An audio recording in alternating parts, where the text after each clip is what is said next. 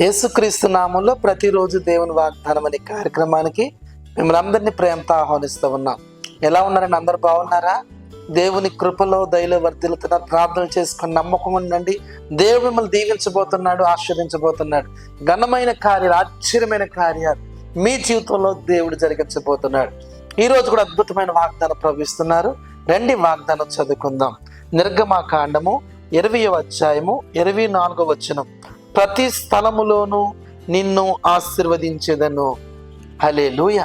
అద్భుతమైన వాగ్దానం ప్రవహిస్తున్నాడు. ప్రతి స్థలములో నేను నిన్ను ఆశీర్వదించబోతున్నాను. దేని బిడ్డలారా, ఎక్కడ ఉండి వాగ్దానం వింటూ ఉన్నారు? ఎలాంటి పరిస్థితుల్లో వింటున్నావు?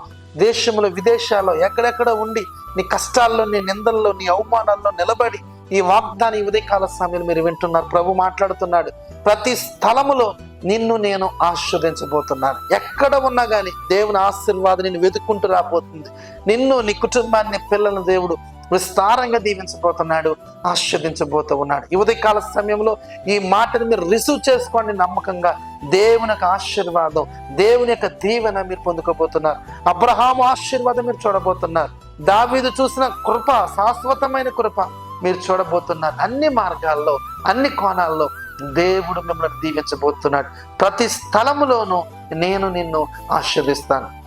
ఎక్కడ ఉన్నావు నీ వ్యాపారం, ఎక్కడున్నావు నీ స్థలము, ఎక్కడున్నా నీ పిల్లలు, నీ ఉద్యోగం, ఏ స్థలంలో నిలబడి ప్రార్థన చేస్తున్నావో ఆ స్థలములో ప్రభుని దీవించబోతున్నాడు. నీవు చేస్తున్న ప్రతి చేతి పనిని దేవుడు ఆశీర్వదించబోతున్నాడు. గొప్ప జనాంగం నుంచి అయిపోతున్నాడు.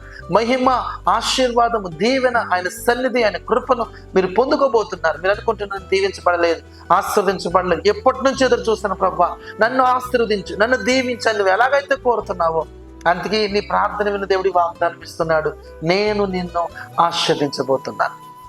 కాబట్టి ఉదయకాల సమయంలో మీరు నమ్మకంగా ఉండండి, ధైర్యంగా ఉండండి. ఈ వాగ్దానం నా కొరకు ఎత్తుపట్టి ప్రార్థన చేయండి. దేవుడు సమృద్ధిగా దీవించబోతున్నాడు, సమృద్ధిగా ఆశీర్వదించబోతున్నాడు. మునుపెన్నడూ చూడని ఆశీర్వాదం, మునుపెన్నడూ చూడని దీవెన ఈ నెలలో నువ్వు పొందుకోబోతున్నావని ప్రభు చెప్తా ఉన్నా. ఎలాంటి పరిస్థితి ఈ రోజున్నా కానీ రేపటి నుంచి దేవుడు బలమైన కార్యం నీ పక్షాన, నీ కుటుంబ పక్షాన జరిగించబోతు. వేరే లెవెల్లో దేవుడు దీవించబోతున్నాడు. అత్యున్నతమైన సింహాసనాసీనుడైన దేవుడు మాట్లాడుతున్నాడు. నిన్ను నీ స్థలములో దీవించబోతున్నాడు. కాబట్టి భయపడకండి, ధైర్యంగా ఉండండి.